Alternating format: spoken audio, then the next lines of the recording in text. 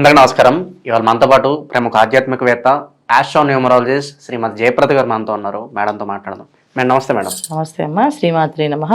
2025 నూతన ఆంగ్ల సంవత్సరం, కొత్త సంవత్సరం వస్తుందంటే అందరికీ మాకు ఎలా ఉంటుందో తెలుసుకోవాలనే ఒక కోరిక అయితే ఉంటుంది. మరి 2025 వర్ష ఫలాలు ద్వాదశ రాశుల వారికి ఎలా ఉండబోతున్నాయి మేడం? తప్పకుండా. ముందు మీకు చూస్తున్న ప్రేక్షకులందరికీ నూతన సంవత్సర శుభాకాంక్షలు.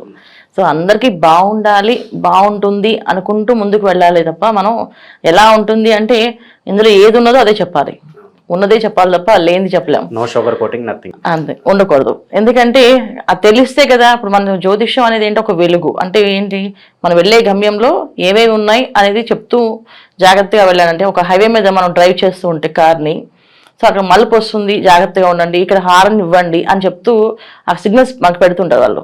సో ఎందుకు అంటే డ్రైవ్ చేసే వాళ్ళు సేఫ్గా రీచ్ అవ్వడానికి, ఆ గమ్యం వెళ్ళడానికి మనకు పెట్టే హెడ్లైన్స్ లాగా వాళ్ళు హెడ్స్ మనకు పెడుతుంటారు.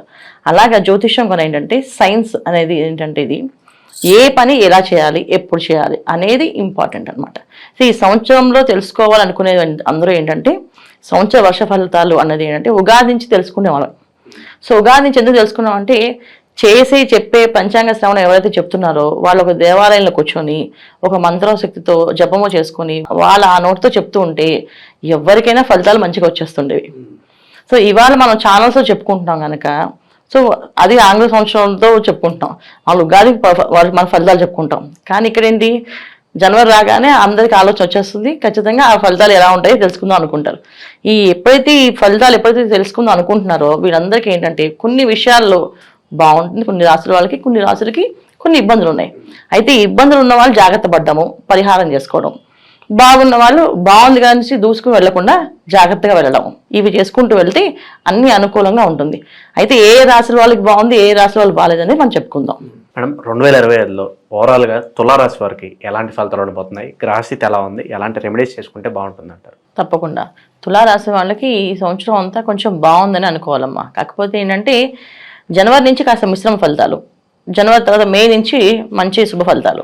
సో జనవరి నుంచి మే వరకు మిశ్రమ ఫలితాలు. ఎందుకు అంటే ఇక్కడ ఉన్న గ్రహస్థితి వీళ్ళకి ఎలా ఉందంటే అష్టమ స్థానంలో గురువు, తర్వాత శని భగవానుడు, పంచమ స్థానంలో శని భగవానుడు, షష్ఠ స్థానంలో రాహు. షష్ఠ స్థానంలో రాహు యోగించినప్పటికీ బాగుందన్నప్పటికీ ఇక్కడ ఏమవుతుంది అంటే తులారాశి అధిపతి శుక్రుడు. ఇక్కడ శుక్ర రాహువులు అనే కాంబినేషన్ ఏదైతే వచ్చిందో ఇక్కడ ఏంటంటే ఏదో తెలియని ఒక మాయకి వెళ్ళడము, ఏదో వచ్చేసరికి అప్పు చేయడము, ఆ అప్పుకి కాస్త వడ్డీలు కట్టుకుంటూ పెరగడము, తర్వాత ఏదో ఒక కావాల్సిన లగ్జరీస్ కావాలని చెప్పి దానికోసం ఉన్నదానికంటే ఎక్కువగా ఖర్చు పెట్టడము, ఎక్కువగా కొనడము.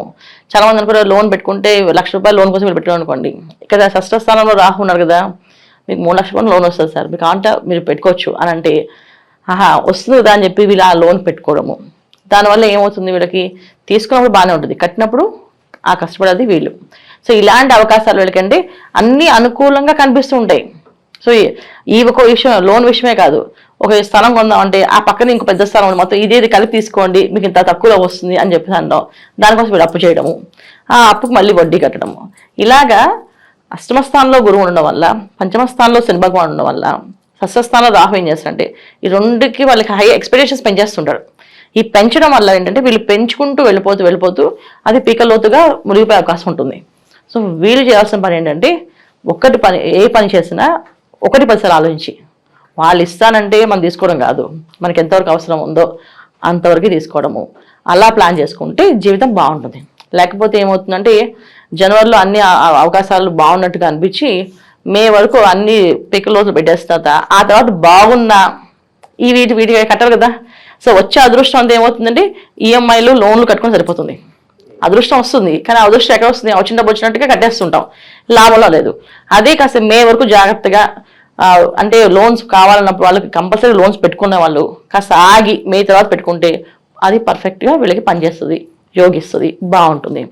అంతవరకు ఆ ఓపిక పట్టి చేసుకుంటే అన్ని అనుకూలంగా ఉంటాయి. అలాగే వివాహ ప్రయత్నం చేసిన వాళ్ళకి వివాహాలు రావడము, ఎక్స్పెక్టేషన్స్ ఎక్కువగా, ఇన్ని సంబంధాలు చూసాం కదా, సరే వీళ్ళు ఏదో అడుగుతున్నారు కదా, సరే ఇద్దామని ఫిక్స్ అయ్యి ఒప్పుకోవడము, అది వీళ్ళకి భారంగా మారడం. సో అయిన తర్వాత బాగుంటుందా అంటే అది గ్యారంటీ ఉండదు, మళ్ళీ అక్కడ కూడా మోసపోయే అవకాశం ఎక్కువగా ఉంది. ఎంత యోగించినప్పటికీ కూడా ఇక్కడ శుక్రుడు ప్లస్ రాహు ఈ కాంబినేషన్ అనేది ఎప్పుడు కూడా మంచిది కాదు. అంటే రాసాధిపతి శుక్రుడు, షష్టమ స్థానంలో రాహు యోగిస్తున్నప్పటికీ కూడా ఎప్పుడైతే శుక్రుడు ఉన్నారో ఈ వీళ్ళకి ఏంటంటే ₹1 దగ్గర ₹10 ఖర్చు పెట్టించే అవకాశం ఎక్కువగా ఉంటుంది. ఆ ₹10 నీకు మళ్ళీ వచ్చేస్తాయని చెప్పే ధైర్యం ఇచ్చేవారు రాహు. ఇచ్చేస్తాను నీకు ₹10 ఏముంది, నేను సంపాదించేస్తాను, ₹10 వచ్చేస్తాయి అని చెప్పడం, అలా చెప్పేటట్టుగా వాళ్ళకి అనిపించడం, గ్యారంటీగా రేపు వచ్చేస్తాయి అని చెప్పి ఉన్న డబ్బులు వాడుకోవడం, అప్పుడు అవి రాకపోవడం, ఇవి ఇబ్బందులు జరుగుతాయి.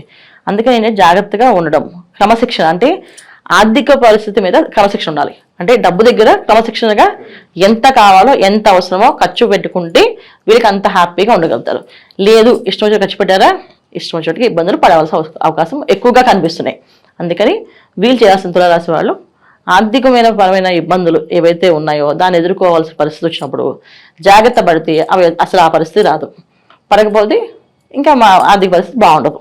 ఇవి జరుగుతున్నాయి. ఇంకా వివాహ విషయంలో ప్రయత్నాలు కూడా మే తర్వాత చేస్తే అనుకూలంగా ఉంటుంది. ఉద్యోగ విషయాల్లో వ్యాపార విషయాల వాళ్ళకి చాలా అనుకూలంగా ఉంది. ఎందుకంటే షష్ఠ స్థానంలో రాహు యోగిస్తాడు బ్రహ్మాండంగా. వీళ్ళకి అన్ని పనులు ఇంత చేస్తాము అని అంటే వీళ్ళు బాస్ దగ్గర మేము బాగా చేస్తా అని చెప్పి మంచి మాటలు అంటే ఇంకా ఆ మాటలకి ఖచ్చితంగా వాళ్ళు ఫిదా అవ్వాల్సిందే. అలాంటి మాటలు అలాంటి అవకాశాలు ఆయన కలిగిస్తాడు. ఎందుకంటే షష్ఠ స్థానంలో రాహు కదా బ్రహ్మాండంగా కలిగిస్తాడు, చేయగలుగుతారు. ఇలాంటి అన్ని బాగున్నప్పటికీ కొన్న తులారాశి వాళ్ళకి నేను సంతాన విషయంలో జాగ్రత్తగా ఉండాల్సి వస్తుంది. సంతాన విషయంలో కాస్త ఇబ్బందులు ఉన్నాయి. సంతానం కోసం ప్రయత్నం చేసేవాళ్ళు కానీ, సంతానం ఉన్నవాళ్ళు కానీ, సంతానం అభివృద్ధిలో ఉన్నవాళ్ళు, వృద్ధిలో ఉన్న వాళ్ళకి కాస్తంత ఇబ్బందులు ఆటంకాలు కనిపిస్తున్నాయి. జాగ్రత్తగా ఉండాల్సిన అవసరం ఉంది. తర్వాత అనారోగ్య సమస్య ఒకటి, ఏదైనా రోగం అనేది వస్తే అది వదలదు. సో రోగం రాకుండా చూసుకోవాల్సిన బాధ్యత ఈ తులారాశి వాళ్ళకు ఉంది.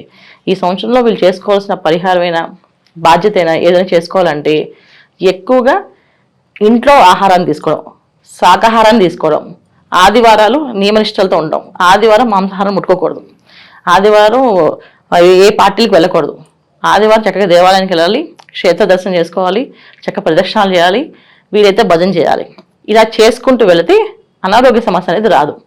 రోగం అనేది వస్తే అది వదలదు వెళ్ళి. ఆ రోగం రాకుండా మనం బాధ్యతగా ఉంటే ఖచ్చితంగా ఇబ్బంది లేకుండా బయటపడతారు. లేకపోతే తులారాశి వాళ్ళకి అన్ని బాగున్నప్పటికీ కూడా అనారోగ్య సమస్య అనేది ఉంది, జాగ్రత్త అది వెంటాడుతుంది. అది జాగ్రత్త పడాలి. ఇది మెయిన్. మేడం, సంవత్సరం అంతా చేసుకోవడానికి వీలుగా తులారాశి వారికి ఏదైనా పరిష్కార మార్గాలు ఉంటే తెలియజేయండి మేడం. తప్పకుండా వీళ్ళు ప్రతి శుక్రవారం లక్ష్మీ నరసింహస్వామి గుడికి వెళ్దాం. లక్ష్మీ నరసింహస్వామికి అర్చన, అభిషేకము, ఆ తర్వాత వస్త్రదానము అంటే వస్త్రాలు ఆ స్వామివారికి అర్చన చేయించడము, ఇవ్వడము, ఆ వస్త్రాలని దానం చేయడము. అంటే స్వామివారికి అమ్మవారికి పెట్టిన పట్టు వస్త్రాలు ఏవైతే పెడతామో అవి తీసుకొని బ్రాహ్మడికి కట్టుకోమని చెప్పి ఇవ్వడం. అలా ఇవ్వడం వల్ల వీళ్ళకి అనుకూలంగా ఉంటుంది. చాలా మంది దేవుడి వస్త్రాలు పెడితే మనం తెచ్చుకోవాలి కదా, మనకి బాగుంటుంది కదా, మనం వేరే వాళ్ళకి ఇచ్చేస్తే ఎలాగాని. అలా కాదు. ఇక్కడ వస్త్రదానం అనేది భగవంతుడికి సమర్పిస్తున్నదిగా భగవంతుడి స్వరూపంగా బ్రాహ్మడికి దానం ఇవ్వడం. అంటే అది ఆ వస్త్రం భగవంతుడే కట్టుకున్నాడు. ఇప్పుడు దేవుడి పెట్టి తీసుకోవడం వేరు, దేవుడికి ఇవ్వడం వేరు. సో దేవుడికి ఇవ్వాలంటే దేవుడికి కట్టడము, వస్త్రాన్ని కట్టడము. సో కట్టి వాళ్ళు ఏం చేస్తారు, మళ్ళీ దాన్ని ఆక్షలో పెట్టి అమ్మేస్తారు. అదే వస్త్రం పెట్టిన తర్వాత అక్కడున్న బ్రాహ్మడికి ఇచ్చి ఈ వస్త్రాలు మీరు కట్టుకోండి స్వామి అని చెప్తే భగవంతుడికి సమర్పించినట్టు వస్తుంది. సో అందుకని ఏదైనా వస్త్ర పూజ చేస్తే ఆ వస్త్రదానం అక్కడ బ్రాహ్మణులకి ఇవ్వడము, ఇది చేసుకుంటే ఈ లక్ష్మీ నరసింహస్వామి దర్శనం చేసుకోవడం, లక్ష్మీ నరసింహస్వామి గుడికి వెళ్ళడము.